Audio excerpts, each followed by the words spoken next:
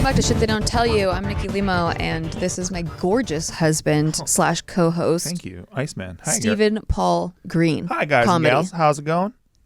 Today, we haven't done a Q&A in quite a bit of time, and so we thought we were due for one because there's been a lot of Qs coming in that need some A's. And just another disclaimer, we are not experts at any of this, okay? We're just trying to do a good job. We are experts at telling you to break up, though. That's true. I think you should break up. I think we in proved advance, break up. Okay. Yeah. By the way, all the Jesses and Joes in our lives have broken up now. That's true. So. If you are a Jess and you are with a Joe, break up. For That's sure. Our advice. Just don't. Even if you just started dating, just break up. And our advertisers agree with that, too. Right. There's like a Jess and Joe advertiser right now that's like, oh, shit. Oh, God. Oh, no. Whoa. They're pulling wires out over there. All right, I'm going to try to get a variety of categories going on, too. I know a lot of times it's relationship questions, and sometimes people are like, we've heard too much relationship questions. But guess what? There's someone out there that probably needs to hear it. And so we're talking to them. Maybe just stop being selfish. Move it along, okay? And you guys can ask me crypto questions anytime. Anytime. I'm ready to go. Well, actually, I do for the first question. It's not a crypto question, but it is finance related. I can turn it into crypto. It's fine. Okay. This is, the title is Credit Cards. I just listened to the Credit Score podcast with Joe Jisukawa. Joe Jisukawa was on a previous episode when we talked about credit and how to fix your credit, how to raise your credit, how to establish credit. Everyone knows that. I'm just letting you know. Literally. If you haven't watched that episode, you can watch that episode. It was a really good episode. Yes.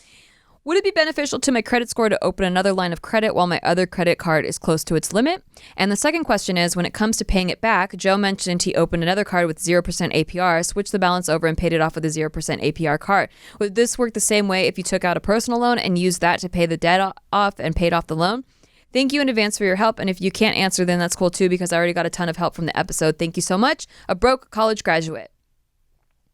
I don't know. Do you want me to answer the question? Please.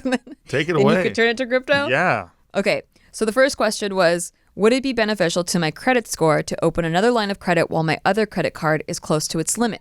I would say only if the new credit card, it would only be beneficial if the new credit card had a similar limit to your old credit card. Then you could split the debt into both cards and it would reduce your ratio of debt. It would reduce your debt ratio, which is what you're graded on. If you have a card that's close to its limit, your balance is close to its limit, that's really, really bad for your credit score. That's high impact, and it will definitely bring your credit score very low. You either need to pay off that debt or open another card, and it would be beneficial if you could split that debt up. Even better if the new card has a much higher limit than your old card, then you could put more of that debt over. Ideally, you would like the ratio to be less than 20%. So your balance to be less than 20% of your limit. And that doesn't matter. Sometimes people think that like, oh, if I have an overall limit, like between all of these cards, I have a limit of $20,000. But like most of it's on this one card that maxes it out. So all these cards are like 1% ratio, and then this one's like a 40% ratio.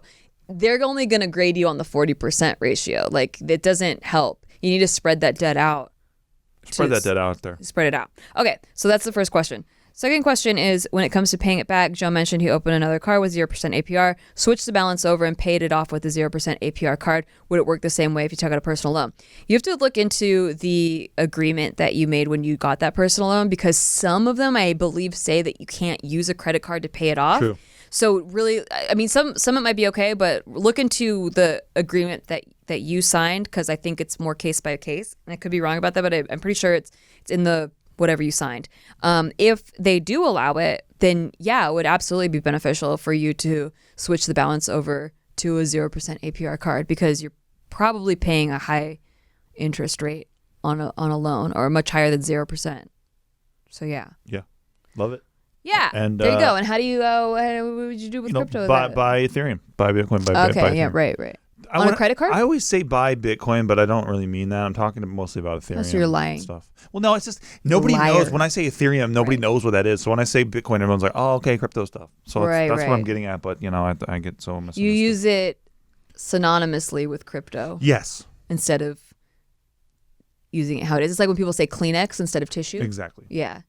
And I got to say, I've noticed a bunch of gas stations now have Bitcoin ATMs. It makes my PP very hard. Do they let you take out Ethereum there? A lot of them have that. Okay. Yeah, a lot of them have there that. You go. Ethereum. And when I say buy Ethereum, do your own research. Okay. Thank you. Yes. All right. Next. This one's titled... Not financial advice is what I'm saying. Oh, wow. This is pretty long. Hold on. It looks like they highlighted stuff in red that might be like the bullet points. Yeah. They edited it for us. Okay. So this one's titled, So They Don't Tell You Question, College/Friends/Relationships. Hi, Nikki and Steve. I'd like to say anonymous, please. Maybe you guys can give me a fun nickname. Hippopotamus. That's not that creative. Well, that's really fun. Pink hippopotamus. Okay. All right, pink hippopotamus. It would be like flubulous hippopotamus. Okay, flubulous hippopotamus. What's your question? Okay, also for your convenience, I've split up my question into different sections, and if it's too long, key pieces of info will be written in red. I love how organized this is. Okay. Organized or anal? Or compliments. Both? This is all in red. Okay. You guys are so amazingly funny and so wise, and I've loved listening to your podcast on my daily walks. Oh my God, thank you so much. Thank you, Flubulence. Thank you, Flubulous hippopotamus. Say the whole name. Be polite. They have been especially great to bring a spotlight to my face during lockdown, here for the vibe. I learned so many things from this podcast, and also Big Moon. Shout out to our competitors. Don't shout out our competitor. Please edit that out, Mark. That I think that if I'm an awesome adult, you guys would definitely be part of the reason why. Oh my God, this is so sweet. Wow. I also think it's cool the way you guys are unafraid to share your honest thoughts and feelings. I hope someday I will be able to do this too. You are amazing, Flubulous hippopotamus. We love you so. Love Flubulous anonymous hippopotamus. We love you. Background info. So I, 16-year-old female, will be starting college in September. I would just really appreciate some advice and reassuring words. I don't feel like I've been using this time in lockdown as productively as I should have been, and I'm quite concerned that this bad habit will continue into my A-level studies. A-levels are exams that you take at the end of your second year of college in the UK. Whoa, she's planning ahead. Yeah. I'm especially worried that, I know, wow, that's like, if you're 16, that's like years away. But think about how anal a lot of this is so far. That's true. She has got it all laid out. Oh, analyze a lot. Yeah. I'm especially worried that because of my GCSE exams you take at the end of the year, I think they're similar to SATs, year 11. They were canceled this year due to the pandemic. I'm going to mess up my A- levels because I haven't properly experienced an exam atmosphere. Wow, she's done mock exams before, but not the regular exams. Exam atmosphere, even. So she's not too worried about her grades. I'm more worried about my work ethic. I'm also feeling rather panicky in regards to my social life. Over the past 2-ish years, I've been able to really establish a friendship that I'm generally quite happy with. I've got 2 best friends who I'm really close with, and for the first time in my life, I also have guy friends. One of my most irrational fears is that one day all of my friends are going to just randomly decide that they don't like me anymore, and I'm worried college could almost act as a trigger for something like this to happen. I also have found it more difficult in recent years to make new friends, and I'm kind of worried I'll end up alone. Also, I've been in a relationship before. Okay, well, that's good to know. But more recently, I have been becoming more and more insecure about my appearance and personality and whether or not I'm attractive. I know I don't just want to rush into a random relationship just for the sake of having a relationship, but I hate how inexperienced and undateable, quote unquote, I feel. Questions. How do I motivate myself and keep being continuously productive during college? How do I socialize and make new friends at college whilst also maintaining my old ones? How do I start/navigate a relationship as a teenager and overcome my insecurities? And am I allowed to send more than one email with different topics in each one, or is it one email per customer? I hope you guys have an amazing day today and just an awesome life in general. We love you. Sweet. You're so sweet. Love Anonymous, or whatever nickname you gave me if you chose to do this. Anonymous Flubulous Hippopotamus. Now look, we're not laughing at you, okay, hon? We're laughing at the way that you are putting all this shit. Methodical. Organized and dedicated you are. It's adorable. And at the end of the day are like, how can I be more organized and productive? And she's like, also, I'm worried about if I trip and fall at 70, am I going to shatter my hip? Right. Like, whoa, bro, you are. She is a bit of a stress ball over there. So I think step 1 is relax, take a deep breath. Right. It's fine. You're gonna be fine. I think the biggest tool for you to put in your toolbox would be meditation and focusing on the present moment. Yes. And like being more conscious of being present. It's really hard when you're an analytical type, which I can tell that you are, because all of this is highly analyzed. It was even like I only read the red parts. You know what I'm going to do? there's like a lot more. I am going to, okay, so this sounds corny and lame and all this stuff, but that's fine. I accept it.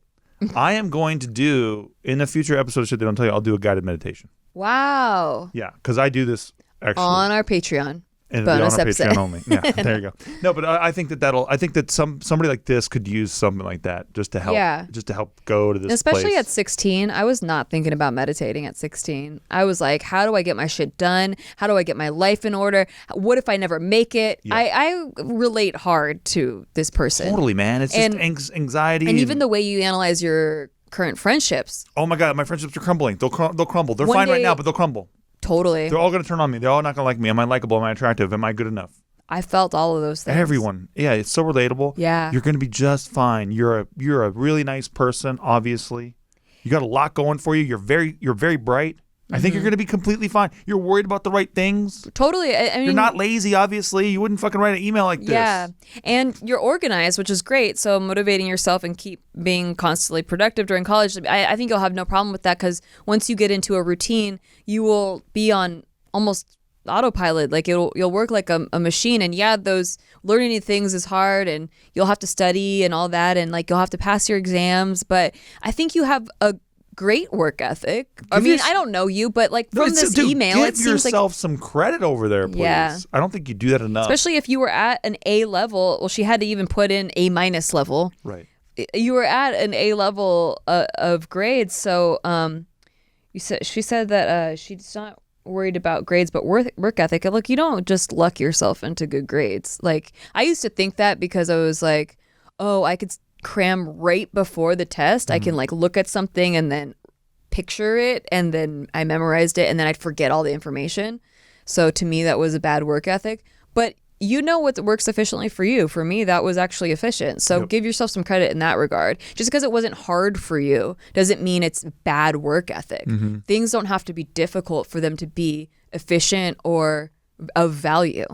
Yeah, you're making it difficult enough on yourself, girl. Just chill. Yeah, and then with the socializing and making new friends at college whilst also maintaining your old ones, I wouldn't worry about that so much. Sometimes we just grow out of relationships. People grow, and sometimes you grow into some. You don't even know where they're coming from. You have no idea. I think it's actually healthy to set those boundaries and only keep people in your life that are helping you to grow and into the direction that you want to be growing. Because sometimes worrying about maintaining these old relationships that no longer serve you, or that are actually bringing you down, or maybe they're just such a completely different life path than the direction that you're going, but you feel guilty like you should be loyal to them, that actually is more harmful to you than just letting it go.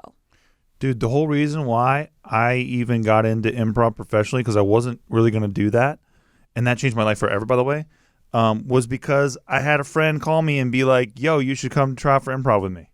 Like, I'm with this little improv group and you'd be great on it. Like, it was just a random call out of nowhere. It changed the fucking trajectory of my life. Yeah.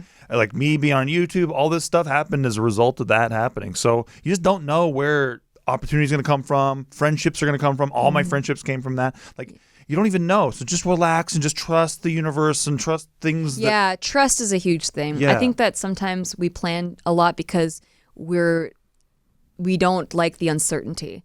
But the uncertainty is all a part of life. It's going to be there. It's going to be constant forever. Like no one knows what's going to happen. There's no guarantees in life. All you can do is try to be the most prepared you can, but don't put that much pressure on yourself to have it work out a certain way or need to be a certain thing.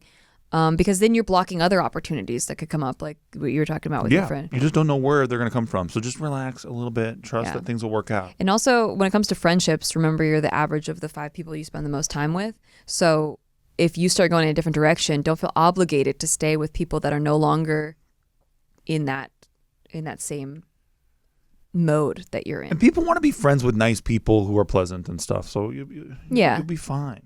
And if someone's going to be like, I don't want to be your friend anymore because you're ugly, like, you don't want that person as a friend anyway. No. And yeah, apparently you can't ask more than one question in an email.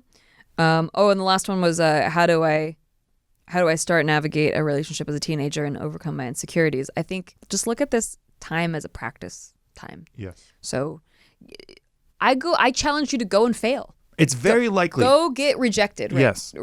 Get as many rejections as you can. It's so likely that all these people, you'll never even remember them in 10 years. Exactly. So just know that. Any falling on your face, do it now. You have immunity, girl. Mm-hmm. You have diplomatic immunity right now, dude. You'll get humility out of it.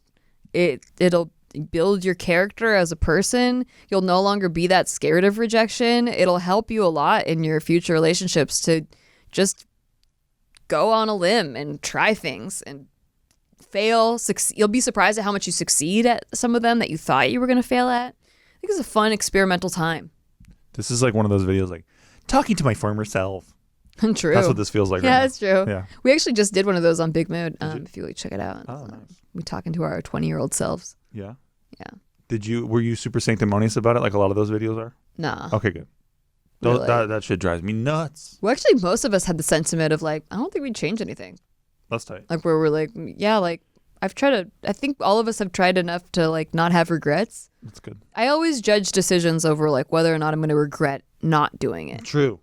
Because a lot of times we hold ourselves back because we're like, well, it's too much of a risk. But at the end of the day, life's all about taking risks. It's like the best moments of my life have been from taking a risk. Yep. So at the end of the day, when I'm at the end of my life and I'm looking back, I don't think I'm going to regret anything as long as I gave it a fair shot. I will regret the barbecue that I had one time in Arizona at a gas station. Okay. That's fair. fair. I will always regret that. I don't know why you would have a barbecue at a gas station. I was so hungry. It was all they had was like a pulled pork barbecue sandwich. I pictured you having a barbecue, like actually with a spatula and shit, and having a barbecue at a gas station. I was not trying to start a business at a gas station. Gasoline is very flammable.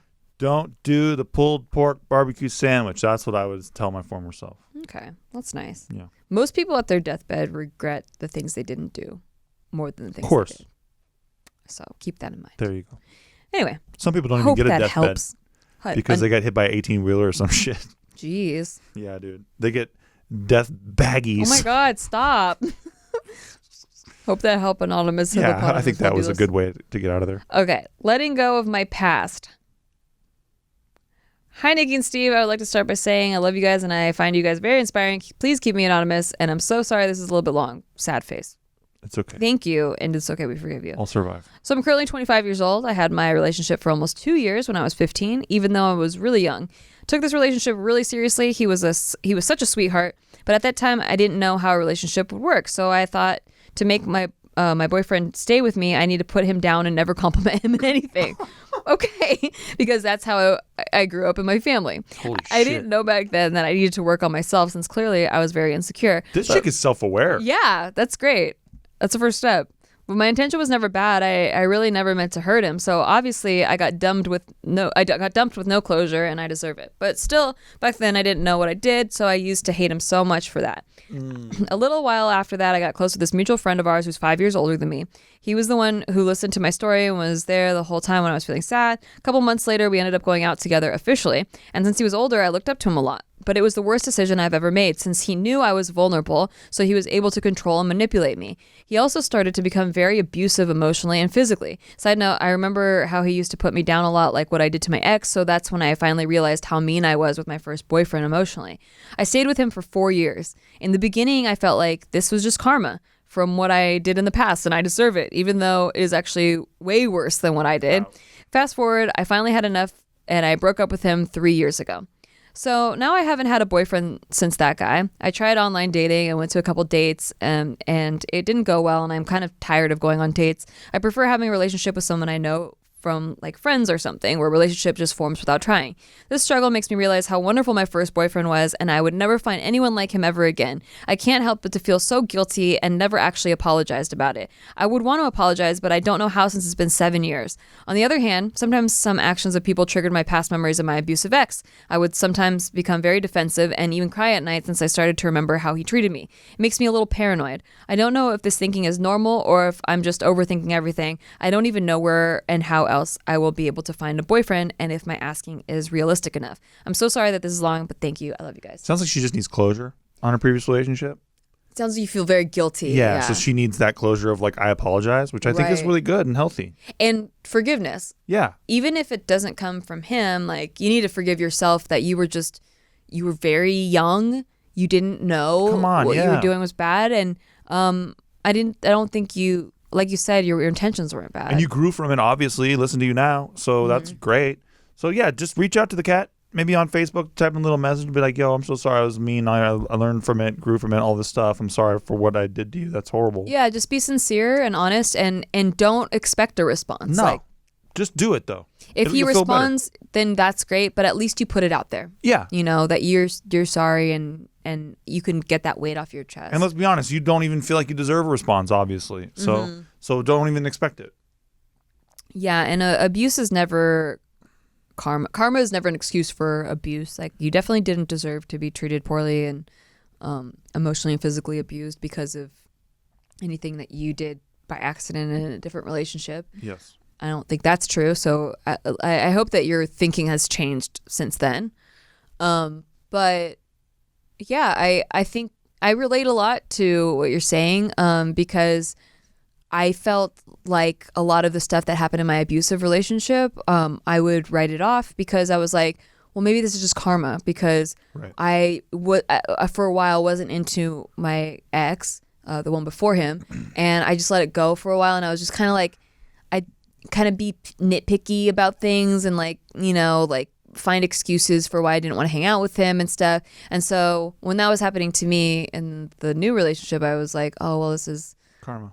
This is karma. But then he would go above and beyond that, you know, and then it became justified in my mind. And so I get how your mind can go there, even though it's not true. It shouldn't be justified at all. But karma is such a great retrospect tool, like what she did here, Yeah. to learn about herself and about what she did. And put yourself in another person's perspective. That's all I think it's about. I don't think it's about the actual result of like, oh, yes, the universe is punishing you for this shit. I don't buy that. Yeah. It's lessons learned. And also don't think that like, oh, you let the love of your life go, like the first guy, you didn't know what you had and now you'll never find that again. That's not true either.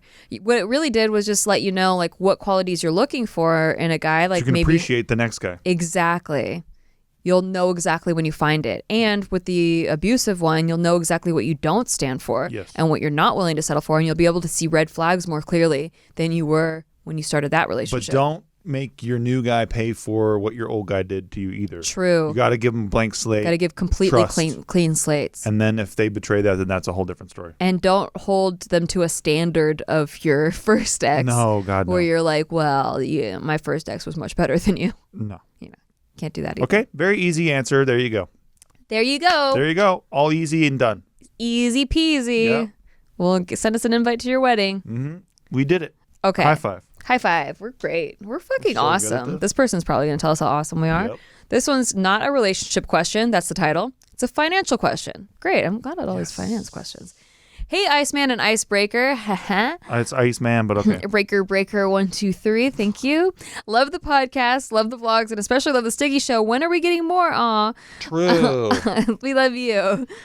Well, COVID kind of wrecked that. That COVID wrecked that, and also the YouTube algorithm just started marking all Sticky Show episodes. Like, it was overnight. They used to get consistently the same audience every single time, and then it marked my channel as a gun channel, and then a weapons manufacturer all channel. the Sticky Show. It didn't affect Tasty Tuesday, but the Sticky Show in particular. Yeah. Like, it wasn't showing notifications to people. It wasn't showing up in subscriber feeds. So yeah, it was a lot to make those and then not have anyone be able to find them. Yeah. So we're working on that, but maybe sometime in the foreseeable future. And bless you. I'm also one of your male viewers, and I would like to be not anonymous. My name is Millen, pronounced like Dylan. I'll try to keep this as quick as possible. Shout it from the rooftops. The question is, how do you feel about investing in yourself? Specifically, I'm building a creative entrepreneur brand / business and would love your perspective on how I should go about investing in it. I'm fortunate to have a fairly high-paying job as a software engineer, and I think I would have up to $500 a month available to potentially invest in this given my current expenses. This would go up to $1,200 or more a month in a year. The rub here is, how do I balance this versus other financial goals? I would like to save up for a house down payment eventually, which would be like $40K for a down payment, closing costs, moving costs, blah, blah, blah. I'm in Phoenix and I'm looking at a place that would be comparable to what I'm renting at the moment. I'm not jumping to buy a place immediately, so this is a goal for a good 2-3 years from now, maybe a little bit more. There's also retirement savings, which I'm currently not contributing to. My employer has suspended 401k matching due to COVID. I don't know how confident I am in the foundational stability of the market right now, aka I think companies are overly valued relative to their debt ratios and the general lack of cash among consumers. I'm 25 years old if this makes a difference to you. Basically, it feels like investing in myself and my business is far better than any of the other options. For context, this business is in tech. It's a tech media business. It centers around the idea that I'll be doing my thing as a creative person, creating potentially revenue-generating products like SaaS applications, games, etc., and then have a running vlog/podcast cataloging this journey for people to see. I've already got this part started. The podcast is called Spy-Fi. Plug it. Spy-Fi After Dark. And the broader, Get it, girl. It's a guy. I know. Oh, okay. That's the nomenclature. Broader band is Spy-Fi Industries. I thought there have been some ups and downs. Feels like I'm coming into a rhythm now. Should I try to balance my investing differently or just put the money into my business and not worry about it so much? Also, side question, Nikki, do you have a recommendation for a refillable thin point pen for bullet journaling? My handwriting is not the best, and with the thicker pens, it ends up pooling/looking extra messy. I bought some Stedler pigment liner pens, which are great, but they aren't refillable. I use the 0.3 pen for most of my... It's very detailed. Dude, what is your deal with pens, bro? You need to fucking... Hey, you gone too far. You need to chill about the pens. No. He's not need to chill about the pens. I feel you, fellow pen addict. I will address this question too. Come on, bro. She's my wife. And to preempt Mr. Iceman, I'm not going to invest in crypto. I don't know the space well, and it seems more of a shit show than an investment vehicle at the moment. I don't think crypto's for you. Thanks. Love you guys. Pen guy. Give us more sticky show. Oh, even his signature is polymath writer, designer, and developer, web dev by day, practitioner of the hero's journey by night. My podcast link, my website link. Look, you got an entrepreneur mindset for sure. Absolutely. Crypto's not for you. I think that you've had some hard set judgments just by reading the text so far, just like first reactions off it. Like you've already decided certain things about certain industries. And so I think open your mind a little bit in that arena, but that's just a minor thing that I noticed. But you can't find refillable fine point pens. I mean, maybe you can, but I have not had any luck in that department. I use a refillable, what's it called? Does anyone actually refill these things? I'll find out what my pen is and I'll put it in the description. But it's kind of thick, so I don't know if you'd like it that much. But it's a ballpoint pen. Well, Nikki definitely likes it thick, so. What does that mean? With your pens usually. Yeah, I definitely like. Well, no, I don't. I do. Yeah. Yeah, I like both. No, you don't. No, I don't. Okay, so addressing the question, like you have all these different financial goals, and he's like, well, do I spread it out? Do I go this way first and then this way? I think you should definitely tackle one at a time. Invest in yourself, though. First. Yeah. And foremost. I mean, obviously you feel the most confident in that arena. Yeah. Also, I think you'll get a good idea for how businesses work. You'll get a good idea of like how the taxes work on that. Like you'll get your feet wet in that, business arena. I think the sooner you can start a business, the better. I think everyone should at least try it, especially if you have this entrepreneurial mindset. I think he already has a plan, so he's already kind of navigated. That's what I'm saying. He's part. confident, and so if any mistakes come up, or like you have some road bumps, you'll be able to learn from them, and you'll be able to grow new businesses faster after learning those things. So it's never a bad idea, I think, especially if you have a plan like that. And this is obviously an area that you're skilled in and you are confident about. So I think for sure follow your passion there. I think that's super, super clear. Especially if you have a good grip on your... I don't know anything about tech, so I like some of the stuff you were talking about. I mean, it sounds good to me. Sounds sick. If you feel confident about it, like do it for sure.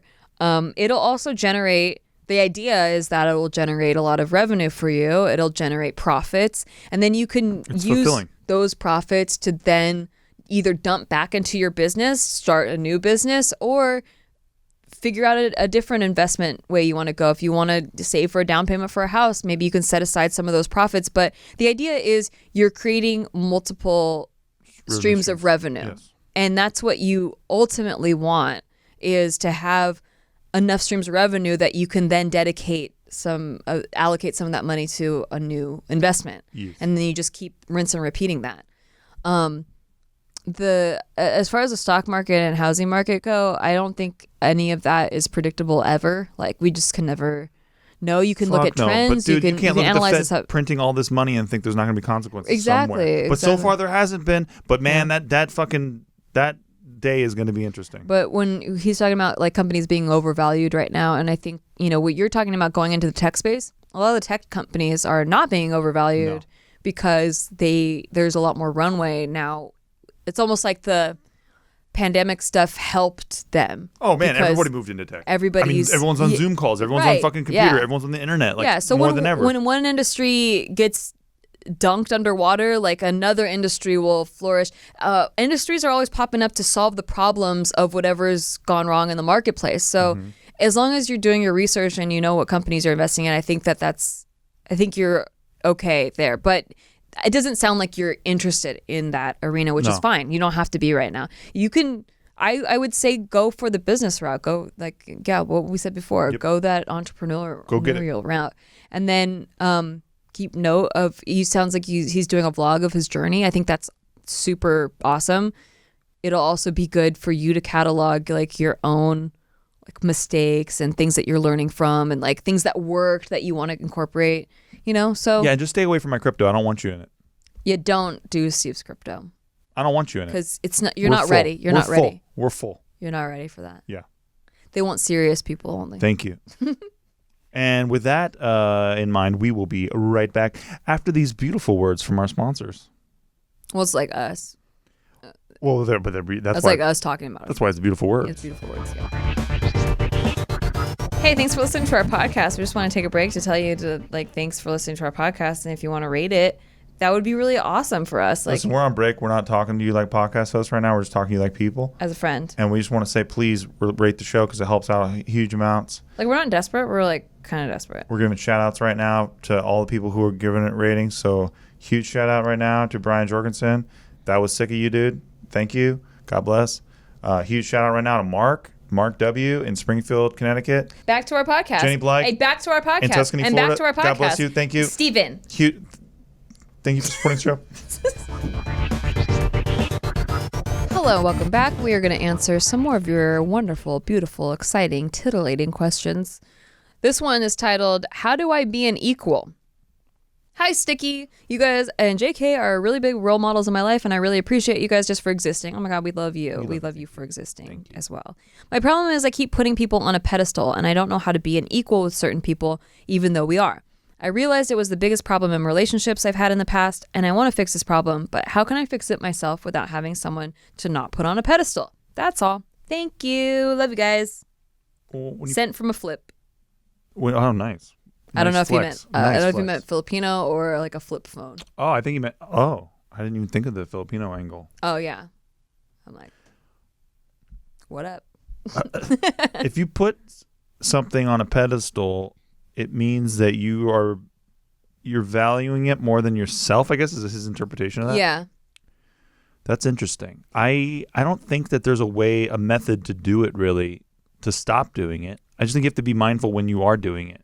I think there's some toxicity too, depending on what the definition is, because some people put others on a pedestal. That person didn't ask to be put on that pedestal, right? And they will ultimately disappoint you because they are a human being. They have flaws, and if you have these high expectations for them because you put them there, and then they fail to meet those expectations, you might have resentment towards them. Also, if they're equals, then treat them as equals. I don't. Right. That's it. And by the way, we've been in, around a bunch of big tubers and all this stuff over the years, and I've seen a lot of people in their little friend circles. Yeah. Pedestalize these people. True.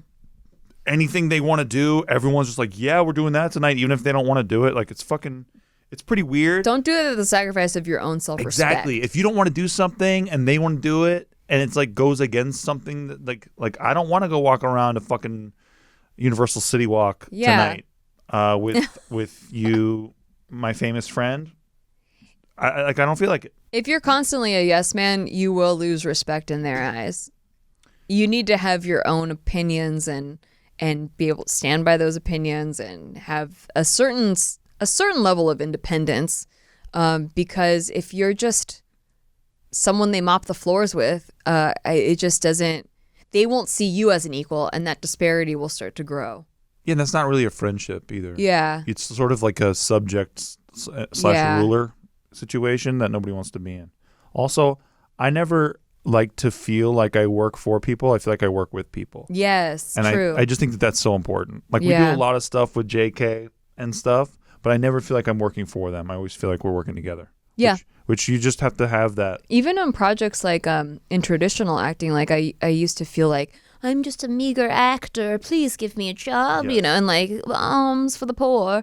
And then when I'd get a book something, I'd be like, oh my God, like I can't believe they picked me, you know, as if I didn't have any value for the reason they chose to book me. Yeah. And ever since I started looking at more like a collaboration where it's like, well, I want to add my own artistic expression to the project that I feel like will make it better. You know, us working together makes it better. And that's, I hope, why you picked me and not because of some other reason.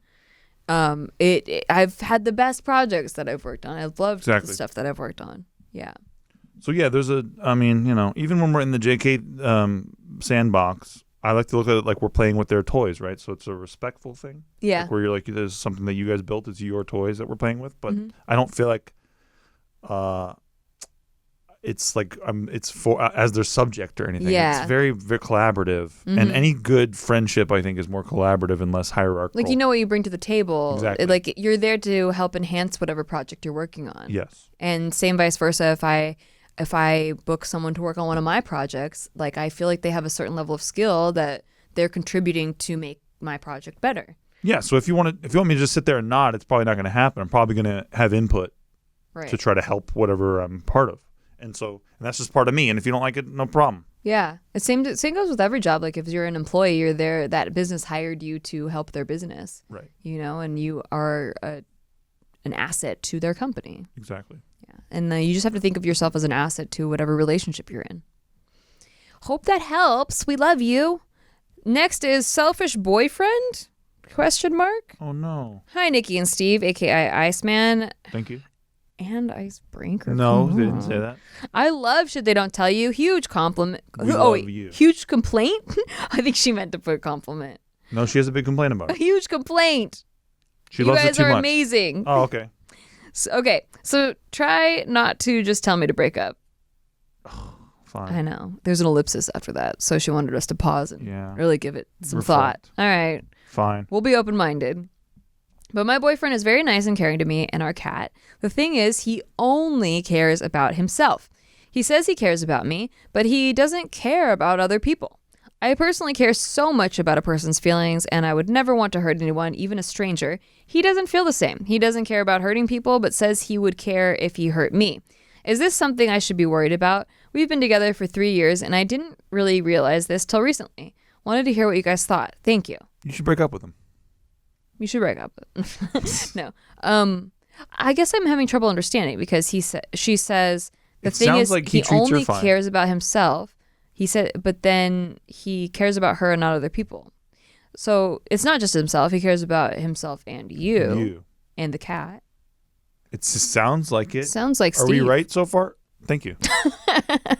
She said it sounds like me. Well, I mean, honestly, it's just because, and just to, I do put Nikki on a pedestal because she's my wife.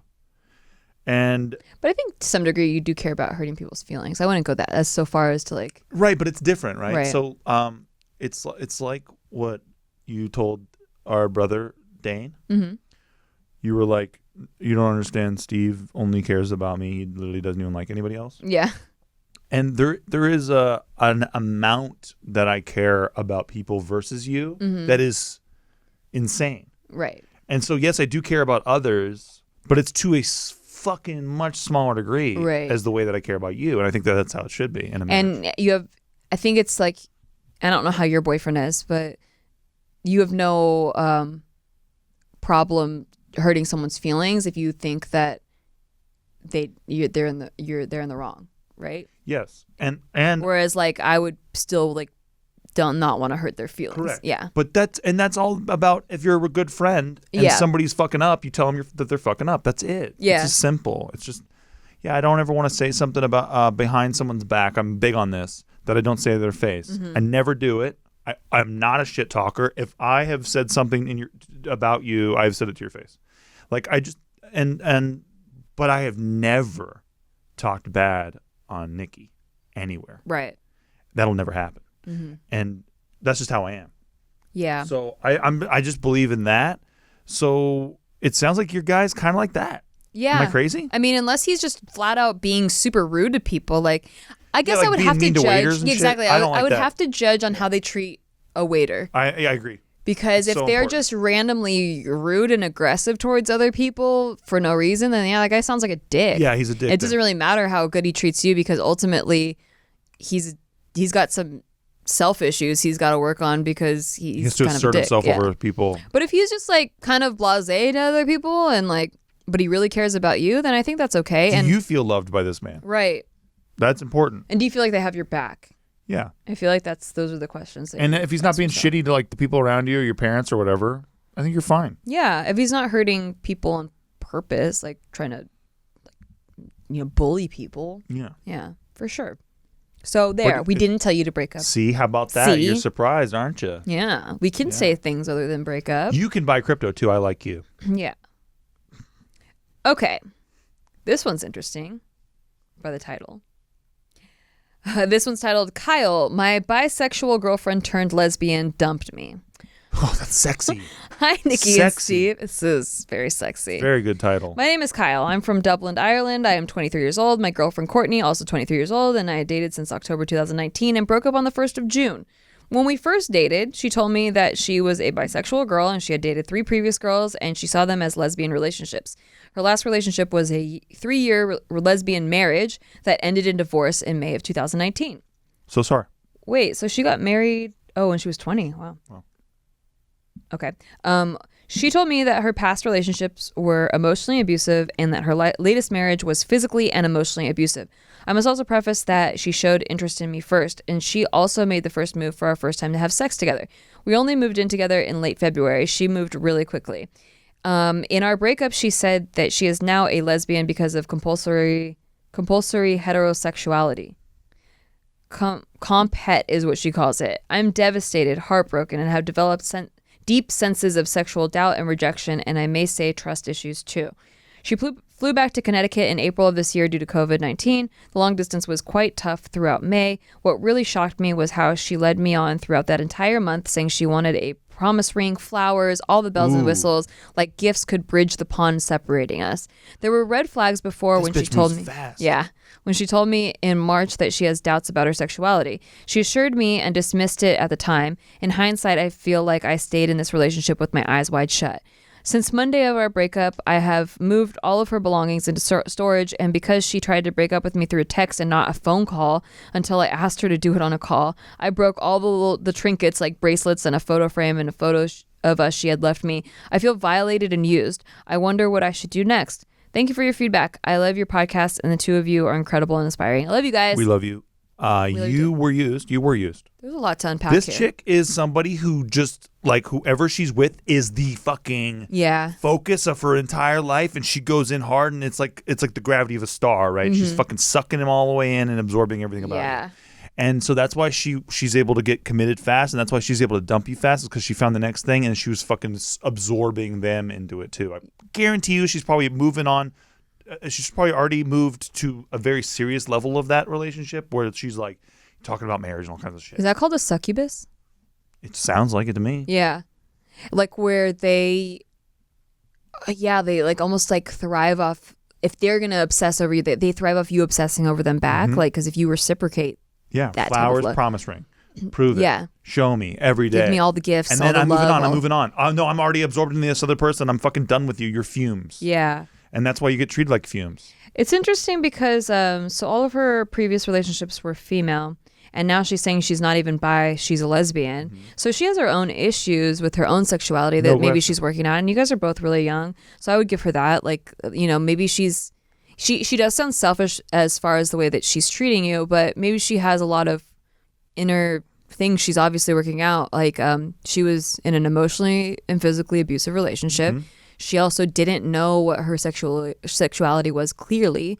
And it almost sounds to me like when I've had like friends who were in abusive relationships with men, and so then they get with a girl thinking that like they're just scared and scarred by men. So they're like, well, I'm bisexual, and so I'm going to, be with a woman now. And then they find out during that relationship that they're actually not bisexual, that they just were traumatized by shitty relationships with men. And so then ultimately they go back and realize that they're heterosexual and they made a mistake. Right. And then they feel guilty about it. So they're like, well, I fucked with someone's feelings. So they, try to escape like that. I don't know a lot of people like that. I just know one or two people that have been very abused and often. And you're not saying that bisexuals are like that. You're just saying no. In these two cases. I have plenty of bisexual friends that are absolutely. Thank you for throwing that up, because just to clarify, I have many bisexual friends that are very clear on where they stand, and but then there's some friends that I like. Two people in my life that I've known that were sexually abused as children by men. Then they went on to have abusive relationships with men, and then they just kind of get scarred that it's all men. Men are. I'm never going to be with a man that doesn't hurt me. So then they almost convince themselves that maybe they're bisexual and should try dating a woman, and then they realize that they played with somebody's feelings. Yeah. So I think in this guy's case, I think that for me, it's all about the way that he got treated in the end, right? He got dumped and like forgotten about, and like I said, he's like fucking car exhaust. And I think that shows a little bit of her true colors there, because there's a way better way of handling that where you don't even do it via text and all that shit. It just shows me that she's moved the fuck on. Yeah. She doesn't want to talk to him about it. Right. Like, she doesn't want to give him closure. Well, she's very immature. Exactly. Yeah. And so so you should just know that you kind of dodged a bullet here.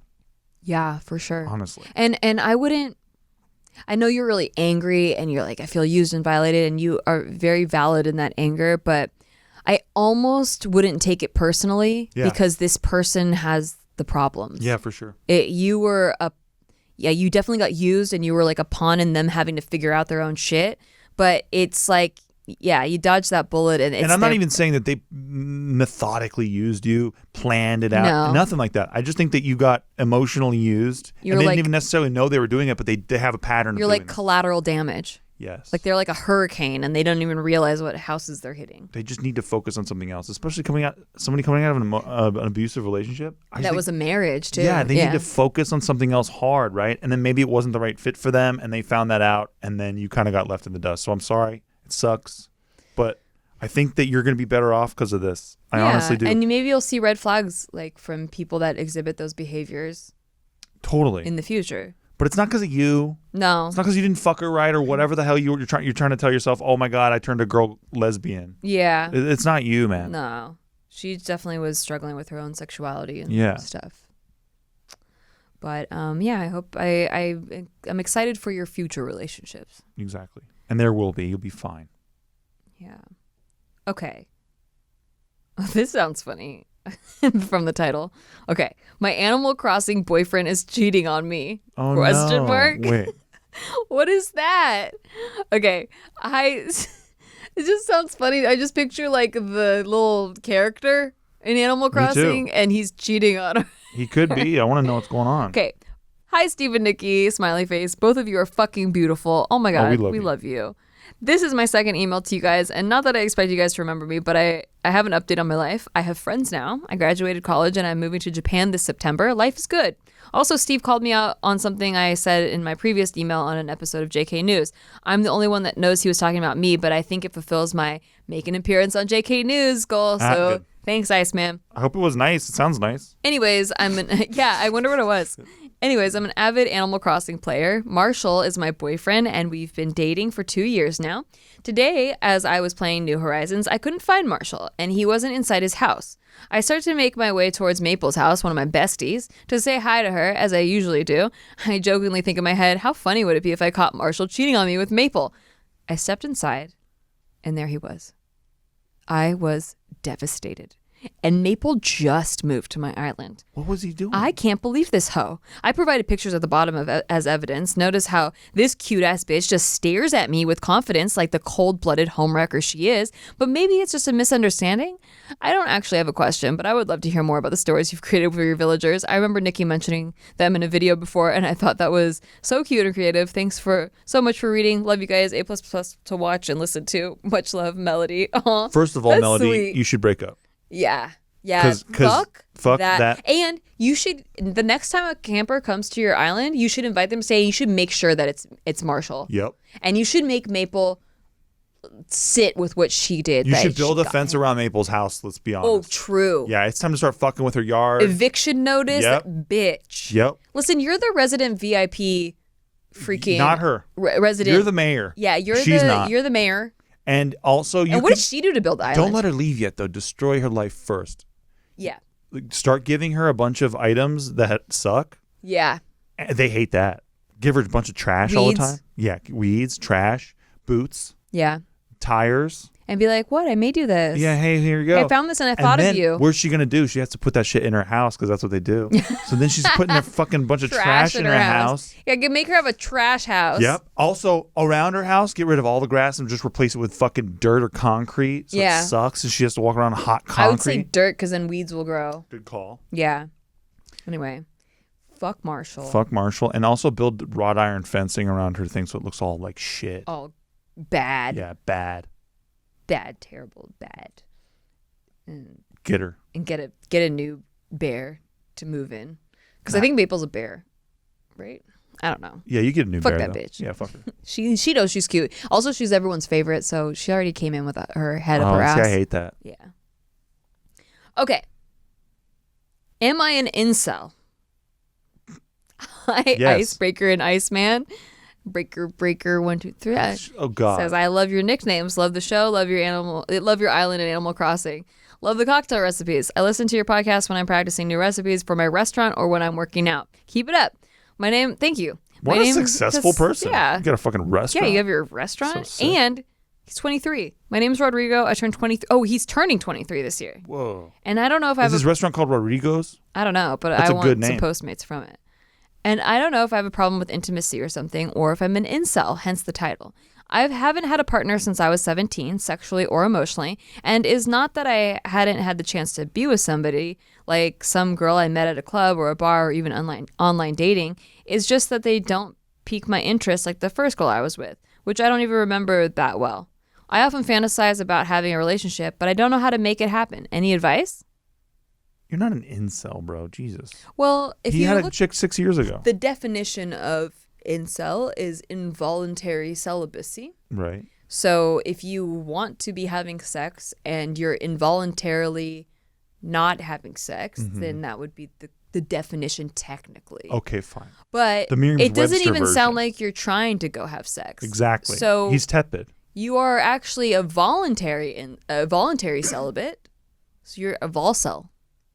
What do you think of that shit? What do you think about You can only hear that. You only get that shit on this show. Volcel. You ever heard of Volso on somebody else's show? No, hell no, you haven't. Hell no, dude. You don't hear that shit on Big Mood or any of our chief competitors. I'll tell you that. Yeah, but check out our competitor, Big Move. No, please don't. Just make sure that. Please don't.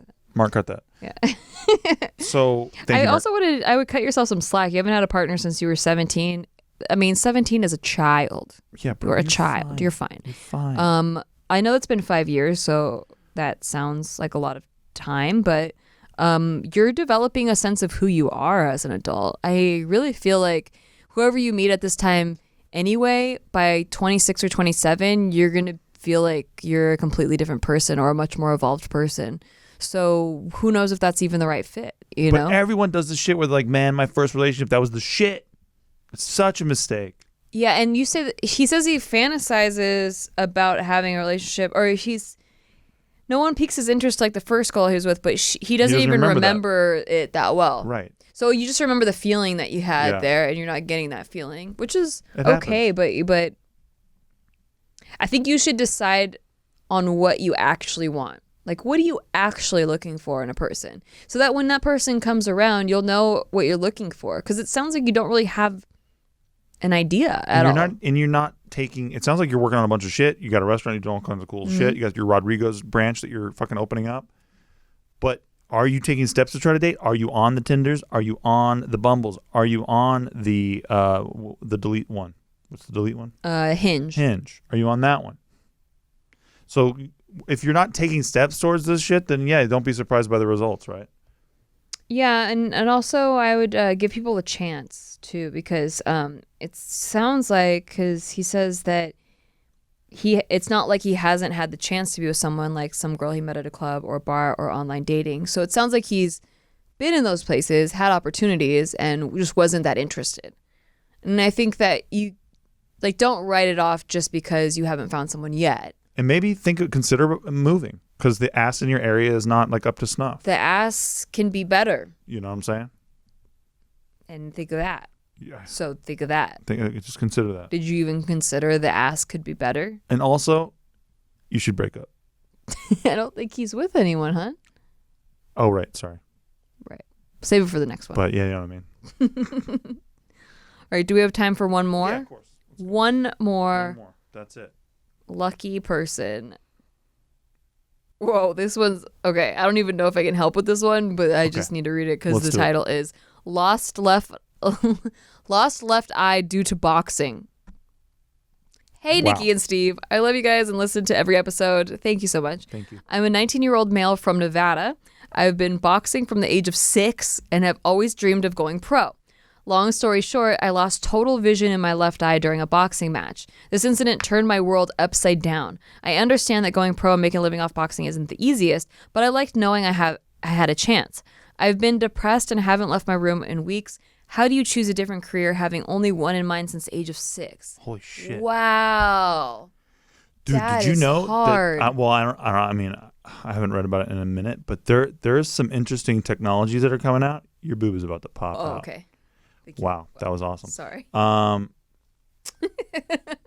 You've been doing that all day, by the way. Every time that you fix your hair, like your boobs will almost pop out. Like they come real close. Gotta give some people some eye candy. If that's the benefit of watching on YouTube, guys. If you're watching on YouTube, You gotta watch the show on YouTube. You get like a side under boob show. Yeah.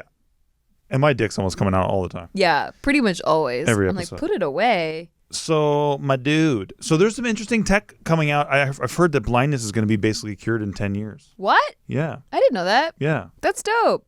But I don't know if that helps you right now. Right. So I maintain hope. What advice would you give for maintaining hope and optimism? Because you're really good at that. 'Cause I'm not that good at that. Yeah. Well, I mean, listen. Whatever it was that you're supposed to do, you haven't gotten to do it yet, right? So that maybe isn't what you're supposed to do the whole time.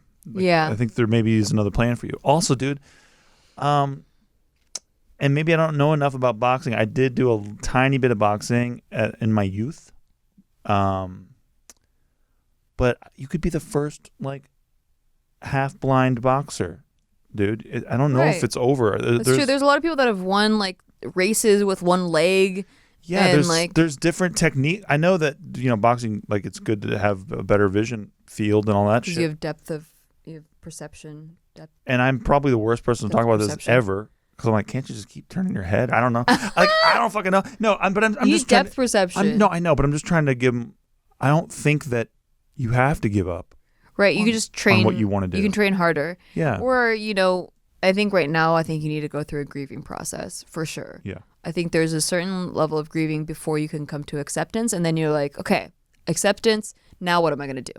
I'm gonna work on moving forward, right? But there is a level of grieving, and especially when there's a sudden accident like that you weren't planning on. I also think that it would do you well to focus on the present moment. There's meditation techniques. I know that sounds really all right, easy fix, do some meditation techniques, but a lot of suffering happens when you're not in the present. You're thinking of all the things that could have been. You're thinking of all the things you've lost, the things that you could have done differently, regrets that you're having, if I just moved my head this way or whatever, you're beating yourself up. But if you just really get in alignment with the present moment and what's going on presently, you will momentarily relieve yourself of some pain and suffering.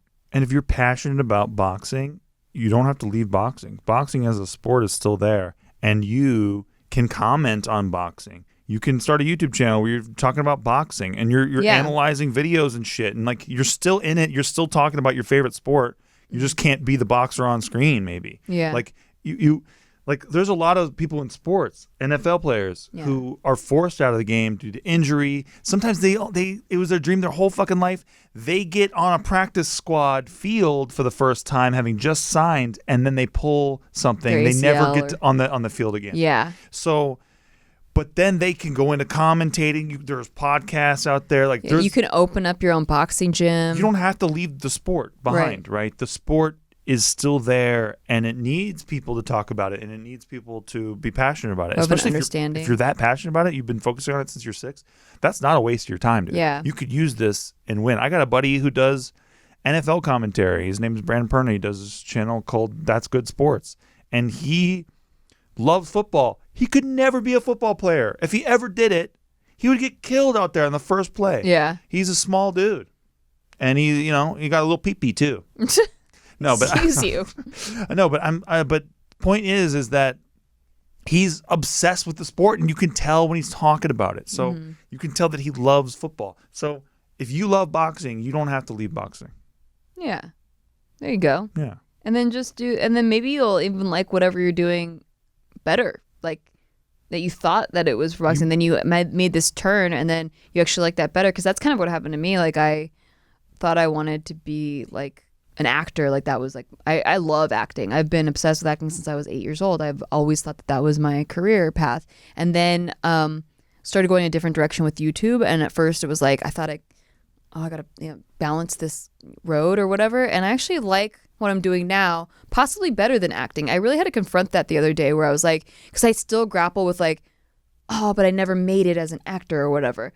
I never got on a TV show. But sometimes I think about like, what if I had to right now be on set 12 hours a day, every single day?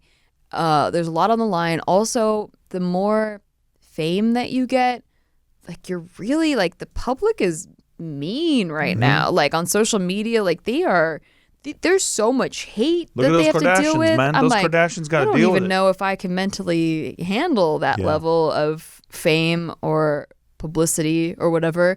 And then also, like, sometimes you book a project that you get famous for, but that's not even, you don't even like that role, but you got to keep being that role because that's what you got famous for and that's what people want from you. And a lot of YouTubers get trapped in a format where they are sick of that format, but they can't branch out and do anything else.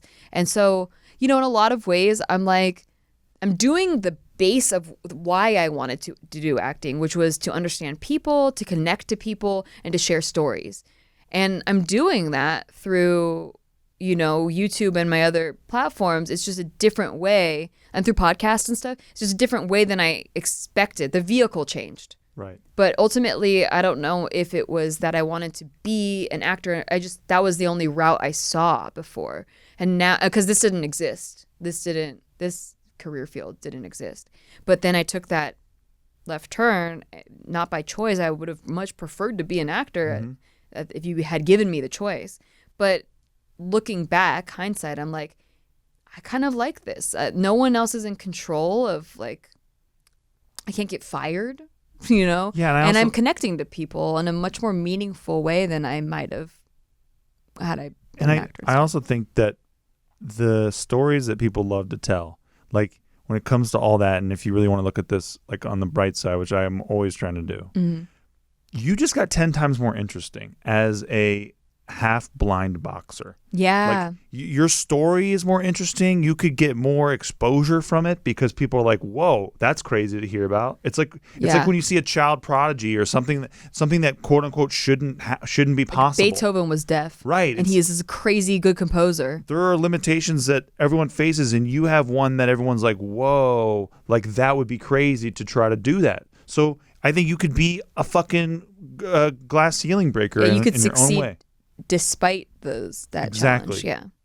And we believe in you, Mo. We really do. we hope for the best for you, and we believe in you, and keep us posted. And if you have a girlfriend, you should break up with her too. Definitely break up with her, or a boyfriend. Just break up. They're getting in the way. Yeah, hey, come on, get real about it. I don't think they love you. No, God, no. They should communicate with you more then. All right, we love you guys. Thank you for tuning in for this week's episode of Shit They Don't Tell You. Be sure to rate us because we just really like helps it. so much. It 5 helps stars, so please. much. 5 stars on everything. Thumbs up the video. It helps so much. You have no idea. Also, share this with your friends. Share with your friends. Help build our audience. Help can build. Thanks. Audience, thank you. Thank you. See you next time. Bye. Who wouldn't want to hear a show hosted by a guy called Iceman? Come on, bro. An icebreaker. Well, they don't really They dumbass want that. it like that. But Breaker out.